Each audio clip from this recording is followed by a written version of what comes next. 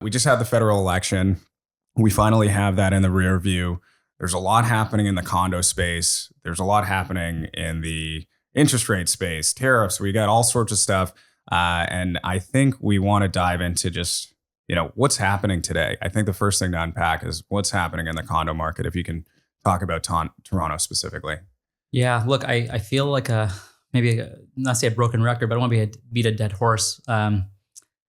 There's very little happening in the higher-rise condo market, right? Like, I think we've all seen the urbanation reports. We've all seen like the sales numbers. We've seen the slew of projects that have launched and have stalled or haven't done that well, or have launched and unfortunately been canceled. Like, I think it's a lot more of the same. I think what we're looking at the horizon is probably less of that, and because people have kind of seen the data has told them effectively that you're not going to be successful.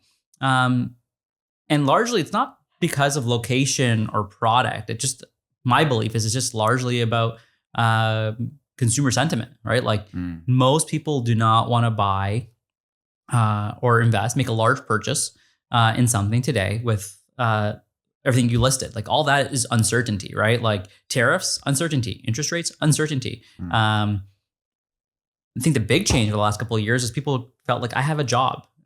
Now people are getting more concerned about their employment.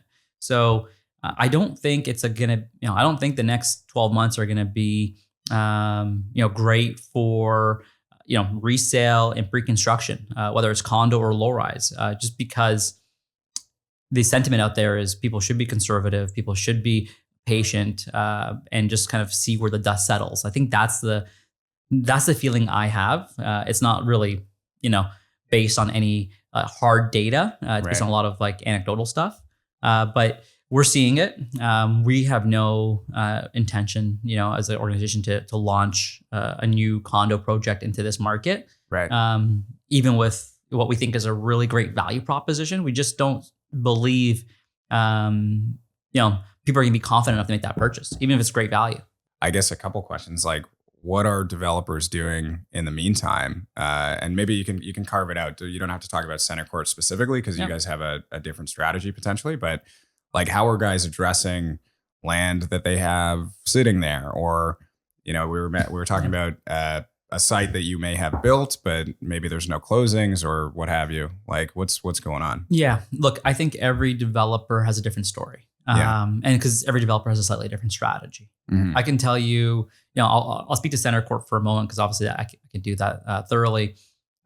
We've never carried inventory. So unlike some of our peers, when it came to sales, we'd always sell 100% of the units. We'd collect 20% deposits. So going to closings in this market, we don't really have inventory to sell. So as it relates to strategies to unload inventory, maybe like, I'm not gonna say we're less versed in it. It's just less of an acute problem.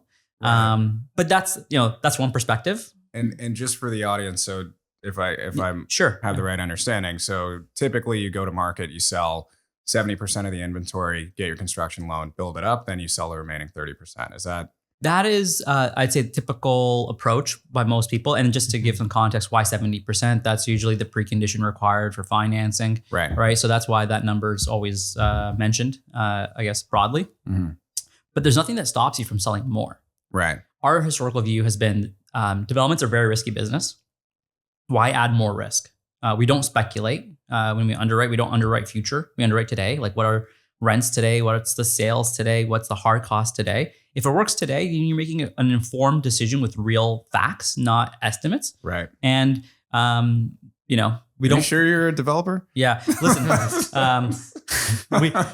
we're not internal optimists like some of our peers. Like I love our peers and they're great friends and colleagues, but we just have a different approach. Ultimately, what is our job? Our job is to deliver homes, is to deliver it with a certain return profile.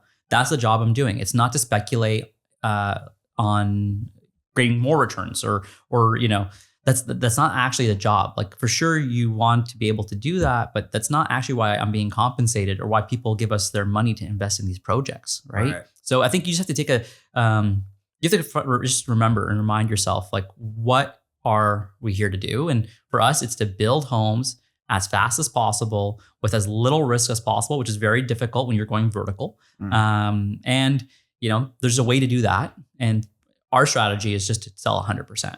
Now there's groups out there who have not sold 100%, and they've done really well because the market has gone up. And so, I'm not saying our strategy is necessarily the best. It's just makes sense for our return profile and our risk appetite. You just don't go bankrupt. You just don't go bankrupt. Well, yeah. Yeah. We're in the business of staying in business, right? And so